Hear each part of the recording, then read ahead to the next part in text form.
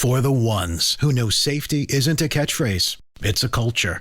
And the ones who help make sure everyone makes it home safe. For the safety-minded who watch everyone's backs, Grainger offers supplies and solutions for every industry, as well as safety assessments and training to keep your facilities safe and your people safer. Call, click Grainger.com, or just stop by. Grainger, for the ones who get it done. With your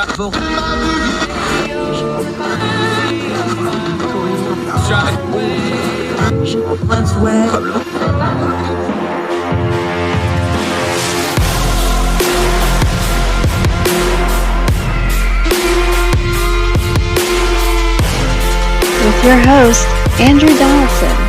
This is Heard Tell. Welcome back to Heard Tell. Okay, new face. Love having these on. We're going to go almost all the way out west, at least where those mountains get real big. Look, I grew up in West Virginia. We got hills. They got mountains. Denver Post columnist Krista Kafer. So glad you're joining us. Thank you so much for the time, man. It's great to be here. This is going to be fun. Well, here, there, over yonder, up yonder. Mom's listening up yonder, up on top of our mountain. How you doing, Mom? If the Facebook's working, you never can tell because we don't have broadband in West Virginia yet. We'll talk about that some other time. They just got off dial-up like 6 years ago. It's crazy. I can't do this show when I go home because I can get a hotel room and get enough internet to do it. That's the only way I can do it. It's That's crazy. Bad. It is crazy. It's an economic issue. We'll bang that out some other time. You write at the Denver Post. I guess you just decided you had enough friends in the world and didn't want to be popular in the internet because you wrote a column. I can't believe I'm going to say this, defending virtue signaling. Now, I see some hot takes from time to time, but that's a new one. Krista Kafer, defend your peace. We all do it, right? We all do virtue signaling. Everybody's at some point had a bumper sticker on the back of their car, maybe a sign in their yard, even the things that we say and tweet. It's a way of signaling that we're in the group, that we agree with others. It's a way of telling people who are outside of the group that, hey, we're not like them. We're like these people. And I get that. It's fine. Where I draw the line is when legislators start using taxpayer money to virtue signal through their ordinances or laws. I'm thinking, you know what? Get a sign, buddy. Yeah, and it's funny enough, I'm a nomenclature guy, so let's talk nomenclature because part of the problem is with virtue signaling is it means whatever you want it to mean, right? And different people use it differently. And the tone of voice I put it in, because I can say virtue signaling, I can say you're virtue signaling, it just changes it. Cambridge actually sat down and made a definition of this thing.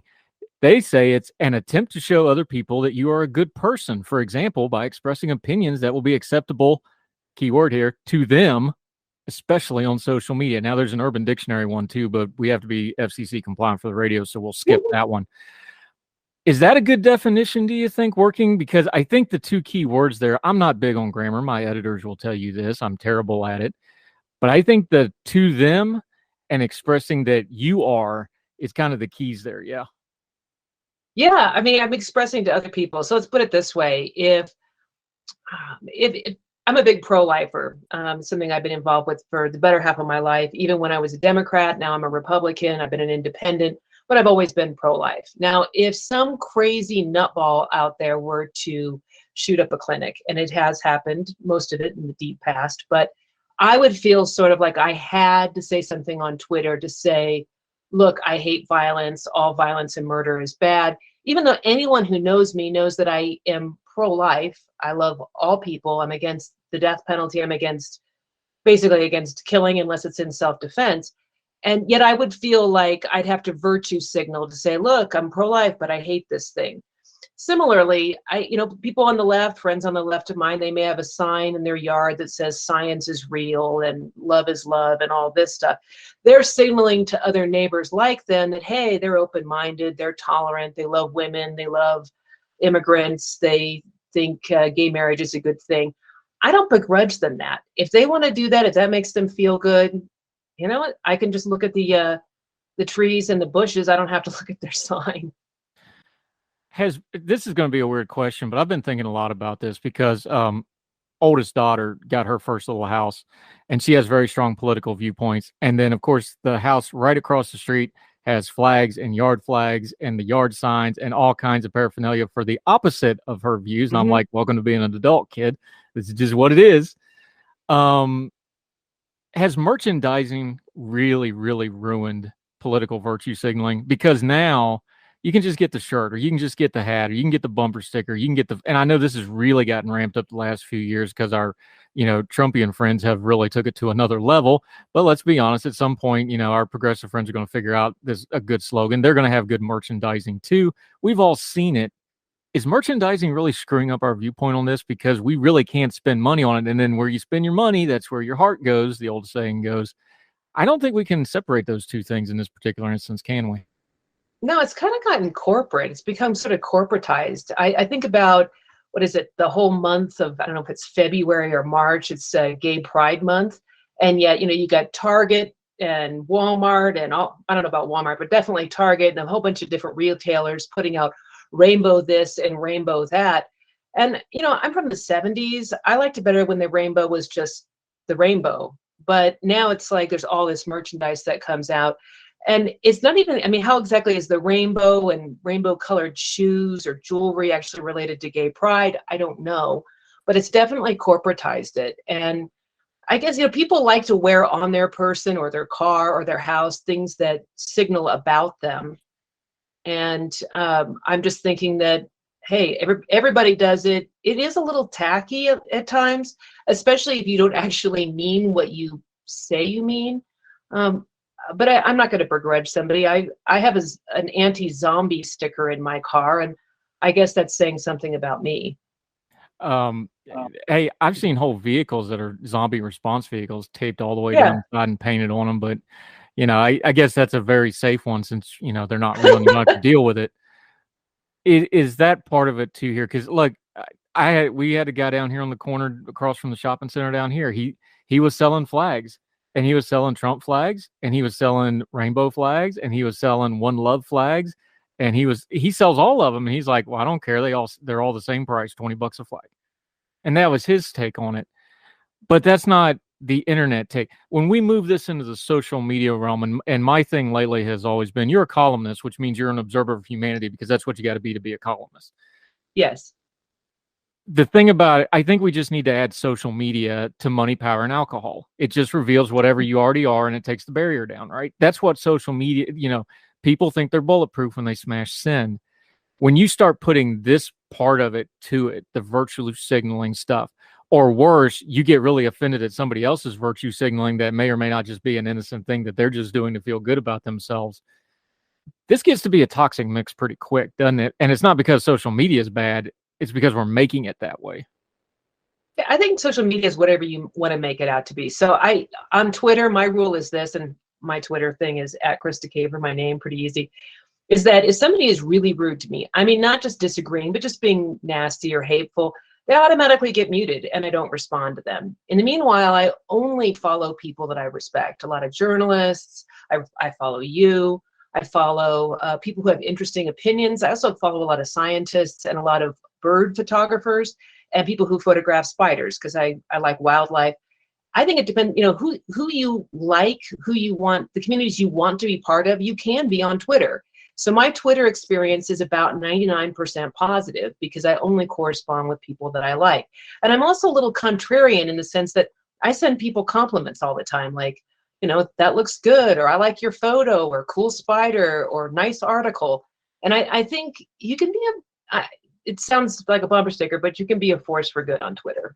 Yeah, that's why we started doing the supper club thing with the food, is like, because I don't have to check your handle and I don't have to check your bio before I like your food picture. So just put a food picture on there, send it out. I don't have to go through your bio. I don't have to worry about, that one's safe for me. And because a bunch of us that started that, like we talk politics all day, I need a happy place on my Twitter feed somewhere. So let's throw food. And it blew up. Like it's way bigger than I thought. That's exactly why we did that. Because I don't have to check. I don't have to see what your political views are. Oh, that's a good looking plate of ribs. That's a good looking bowl of ramen. I like it. Yeah. I think, and I like to pickle and can stuff. I like to make jam. I like to put those pictures up there. And I think there are people out there who are 100% all political all the time. I would say, even as a columnist and somebody who does some political stuff, I've run for office and whatnot, but it's only about a tenth of who I am. I'm all about food, travel, animals. I like meeting people. I like meeting people on the left or the right and hearing about their stories. I heard an interview with you, one of the things that I took away from that is that it's your family.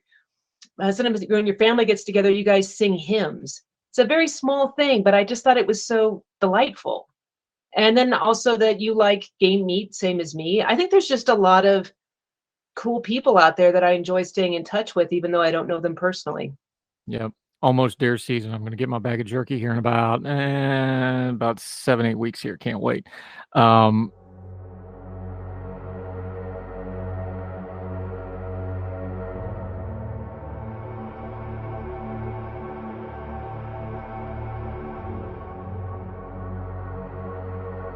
This is the story of the one. As head of maintenance at a concert hall, he knows the show must always go on. That's why he works behind the scenes, ensuring every light is working, the HVAC is humming, and his facility shines. With Grainger's supplies and solutions for every challenge he faces, plus 24/7 customer support, his venue never misses a beat. Call quickgrainger.com or just stop by. Grainger, for the ones who get it done.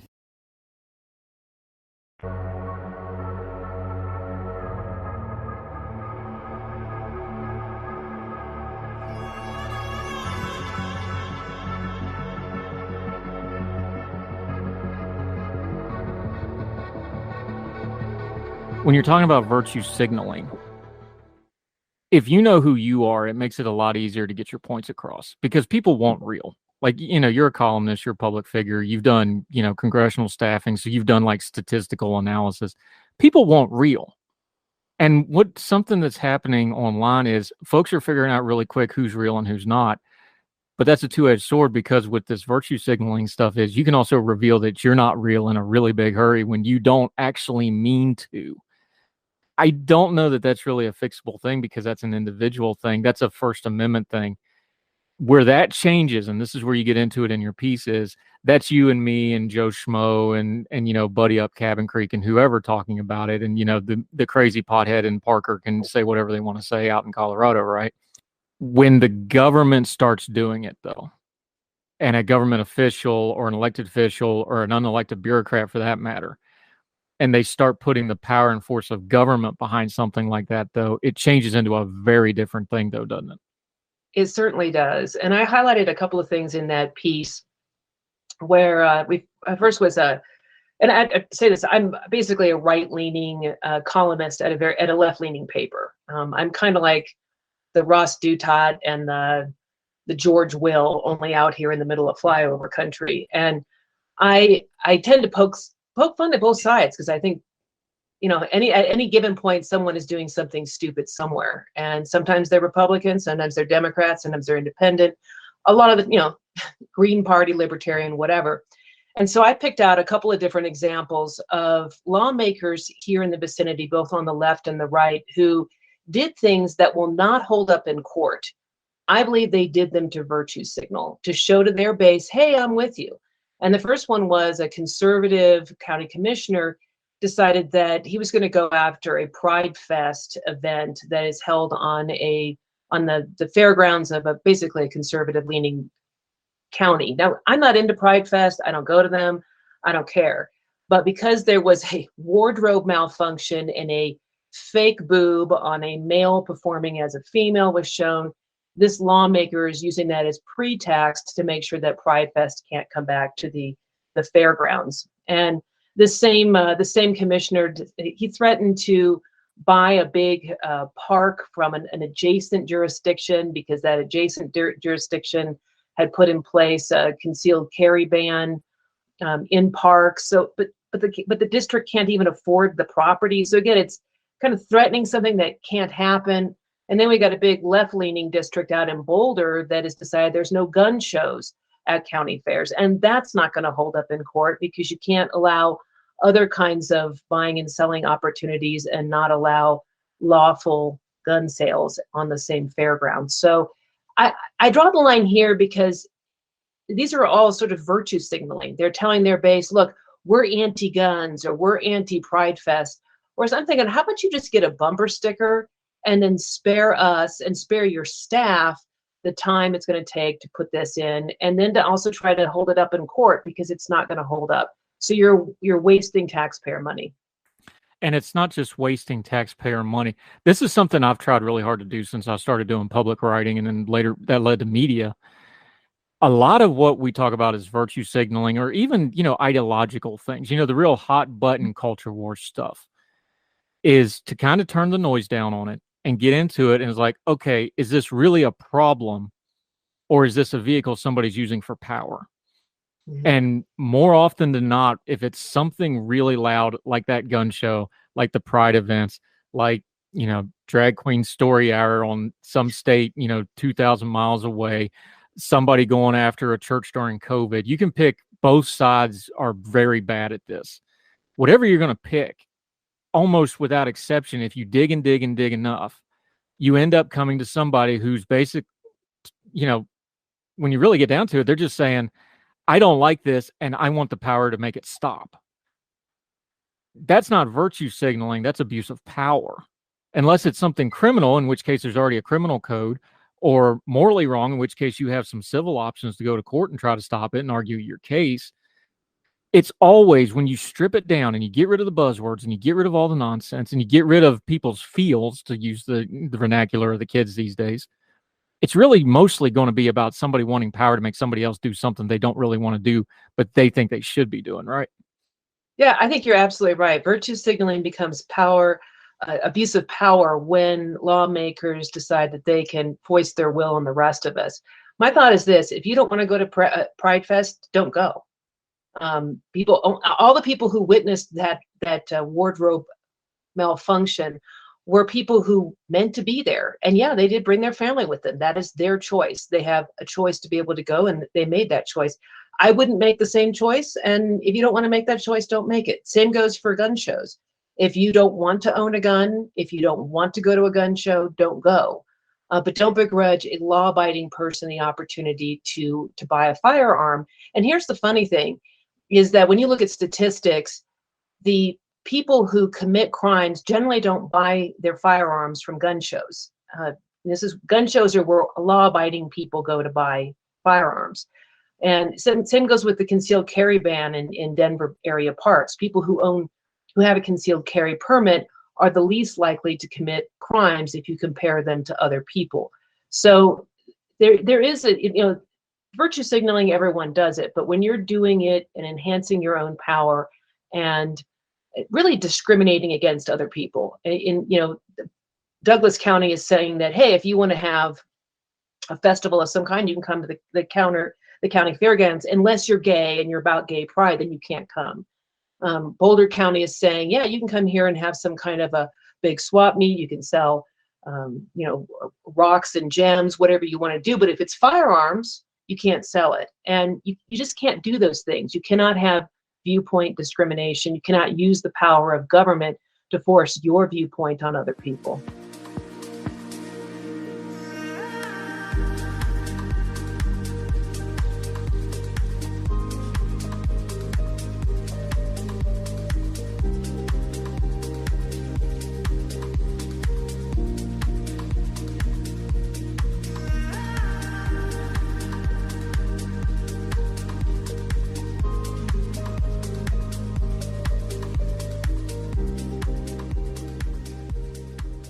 Yeah, Krista Kafer, Denver Post columnist, joining us. The other side of that is, because you've been on the other side of it, you've worked, on the political side of it as a staffer and other things. When you have competing, let's call them stunts, because like we said, if you do something and it's not going to hold up in court, but it's going to be a year and a half or 2 years from now before it gets through court, and it'll be after an election, looking at certain people right now, that's a stunt. But then you have competing stunts, because there's going to be a reaction from whatever person you stunted or the side you stunted. They're going to react to that with another stunt. But on a practical level, especially on the local and state level, that makes doing coherent, consistent policy that we need to have normal everyday lives, to have economic freedom, to have political consistency, for people to have an environment of freedom. It makes that almost impossible, doesn't it? Because now the lawmakers are going to spend all their time stunting instead of trying to figure out ways to work together and I know Pollyannish to say, well, they've got to work together. Well, if they're fighting, they're not, it's the old mob thing. If you're on the mattresses, you ain't making money. If you're fighting each other, you ain't legislating stuff. And there's no way to have consistent policy, good, bad, or indifferent, if that's all you're doing. And I see that part accelerating, and I see the legislative part falling by the wayside. I think you're right. So I was a congressional staffer in the late 90s, and then I worked for a big think tank in DC in the early 2000s. And what's interesting, I'm not saying there was no political theater. I mean, political theater is age old, but politicians making big speeches, saying insulting things, provoking people, doing different things. That's just sort of stock and trade of political power. But there's definitely less of it. And what's interesting is that there's 13 spending bills. We managed, I say I was a staffer for a congressman, and we managed to pass all of them. We never did omnibus bills. We actually managed to pass all of those bills, and people did work together a lot more. Yeah, there was tension, there was friction, and people disagreed. But I would say the proportion of theater to actually working on things, the working on things was more than the theater. It feels like, and I'd have to quantify it if I were to, call up a congressman's office or a congresswoman's office and say, how many of your staff members are actually working on real legislation versus being provocative and getting yourself on Fox News? I don't know what that ratio is exactly, but the way it feels to me is that it's more theater, less action. I mean, I remember the 90s. I'm old enough. 98 was my first election, the midterms. That's the Clinton impeachment election. So, yeah, there was some mess going on. Trust me. Yeah. I remember that time period well. But you mentioned it, though. What changed in the 90s was the rise of network news as we now know it. We started getting the internet. We started having, alternate media. Things like Rush Limbaugh was at his peak in the late 90s, early 2000s. The internet started changing it. Then it changed again in the mid 2000s with smartphones. It's changing again now because you have even more technology. Virtue signaling is one of those things that seems to fit the new media environment really, really well, because you can go to that way faster, and it fits into, the characters on Twitter, and you can get it on a TikTok real fast. It almost feels like something like virtue signaling, which is already an ingrained part of human nature. You can call it other things throughout human history, but it's always been there. This media environment, it's almost like it's tailor-made for it. So, observer of humanity that you are, what do you think's a more productive way for people to talk about it? Because calling out hypocrisy never works. If you take, any kind of debate class ever, they'll just be like, never address hypocrisy, because you just end up in a circle. So calling out hypocrisy on virtue signaling is never going to work, and we're all doing it. So that's not going to work either. What's a more productive way to have this conversation, do you think? It's hard to virtue signal face to face. It's something you put on your Twitter account, you put it on your car.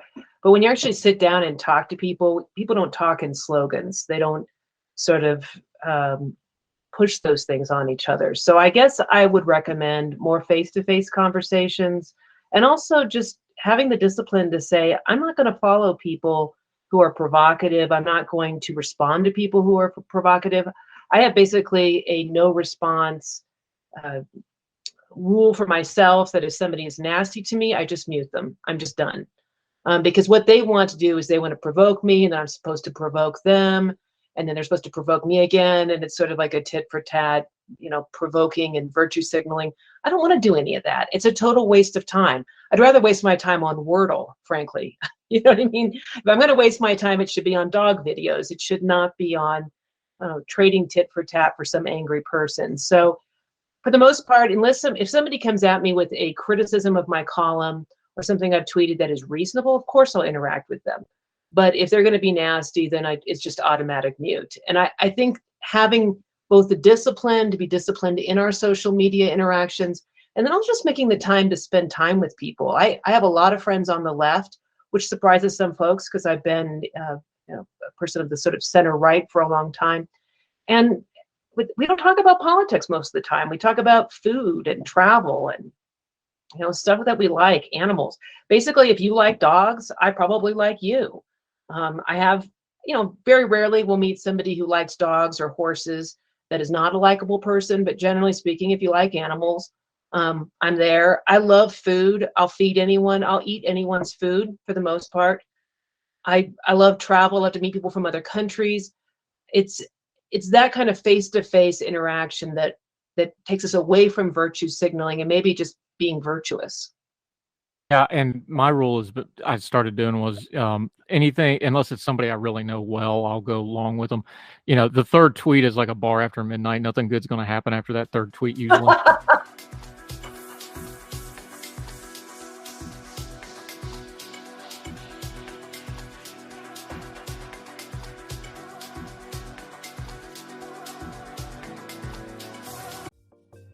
Folks, if you've listened to the Heard Tell program, you've heard our friend Gabriella Hoffman, but you need to make sure you're checking out her podcast, District of Conservation. It's a podcast exploring the nuances of true conservation efforts from DC and beyond. From topic discussions to exclusive interviews with conservation and energy newsmakers, Gabriella keeps listeners appraised of the latest news stories while elevating important voices.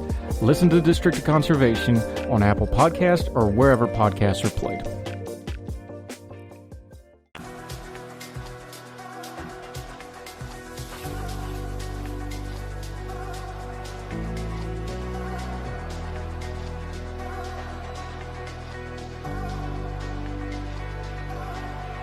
Things like that. But one thing I've learned, and I try to do on Twitter, and I try to keep a pretty positive timeline most of the time. Every now and then I'll get wound up about something. One of the most precious things you have is your time. You don't owe people that are bad faith actors your time. And if you just kind of get that through your head and Facebook's even worse than this, but I don't have Facebook because I like my family and I want to keep loving them. So I don't have Facebook because those two things wouldn't go together. But I do have Twitter. And one of the things about Twitter is I just learned, I was like, okay, there's certain things where I feel like I owe it to people to respond. Like, if I write something that I know is hot, or, if I'm on, if I go on like Young Turks where I know I'm going to be getting mess because it's just built into the cake. Things like that, and everything's in my real name. So that keeps me accountable. So there's that part of it. But no, nobody has a right to just make me get angry over their little thing that doesn't affect me one little bit. And I really wonder, yeah. And I'm like, I got 4 daughters and 4 dogs, and I ain't got time for this mess. But the other part of it is, and the long-winded way to get to it is, it doesn't gain me a blessed thing to get upset on the internet. Mm-hmm. It really doesn't. That's really the virtue signal. Is that you can get angry online and get seal claps from your in-group, and it's easy. And that's just as much a virtue signal as the bumper sticker or the flag or the t-shirt or the hat or whatever the other case is. That's where this stuff gets dangerous, is when you start not to be a pop psychologist here, but when you're purposely getting the negative reinforcement out of your virtue signaling. I think that's way more dangerous than just wearing the t-shirt of your candidate of choice or your cause of choice or a rainbow flag or a red Trump hat or whatever the case may be, because those aren't inherently negative, although I know they can be sometimes. That need for that negative online is the one that I just say, nope, I'm not interacting with this anymore. There's no good in it at all.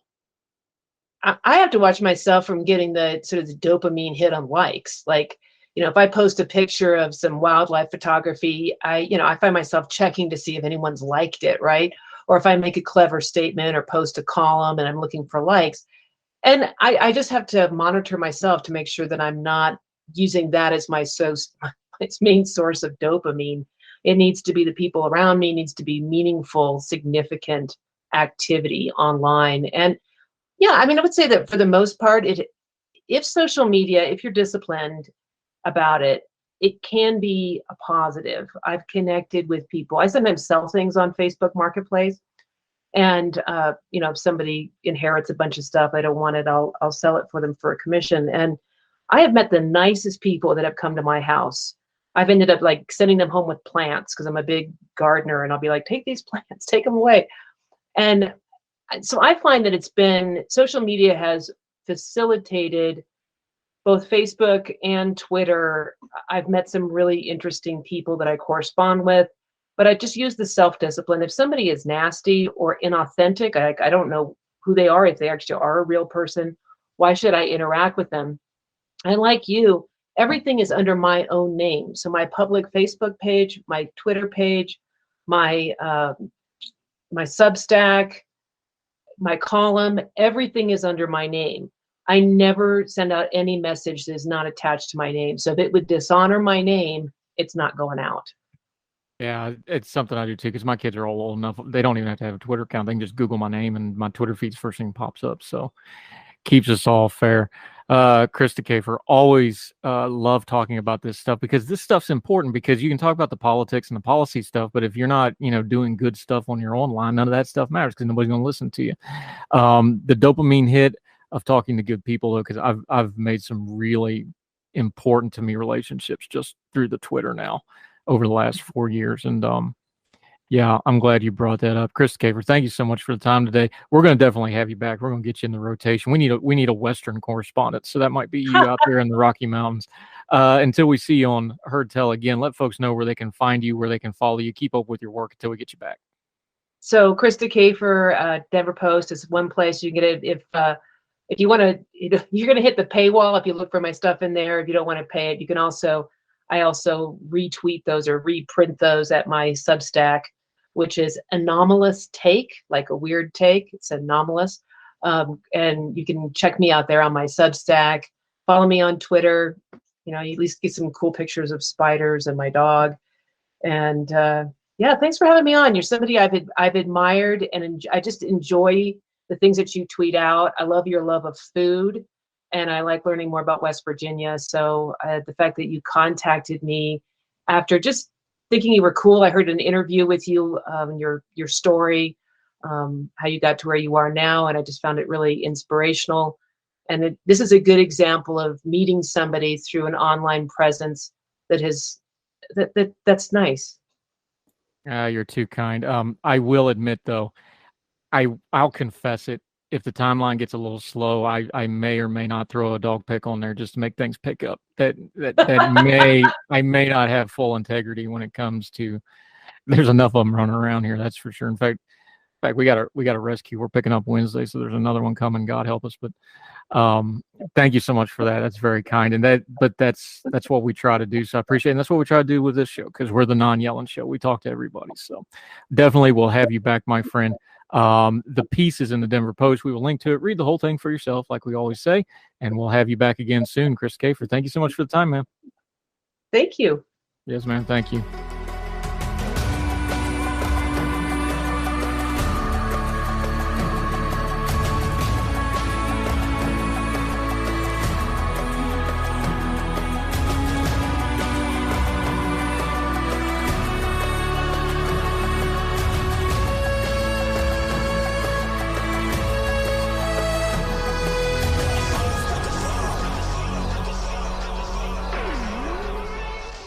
Brace yourself for something fuel nominal. Unleaded 88 is the clear fuel choice. It's cheaper, cleaner, and greener. And it's grown by Iowa corn farmers. Now that's totally worth the hype. So pump it up with Unleaded 88.